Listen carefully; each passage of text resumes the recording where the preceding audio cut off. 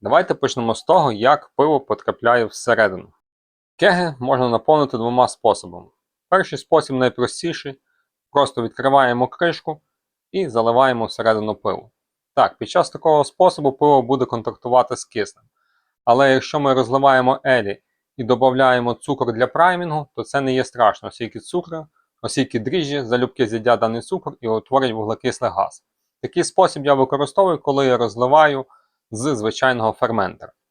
Другий спосіб – це розлив за допомогою трубок з швидкоз'ємами.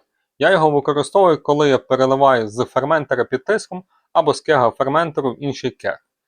Його перевага в тому, що немає контакту пива з киснем, оскільки ми використовуємо газ для того, щоб транспортувати пиво з ферментера безпосередньо в кег.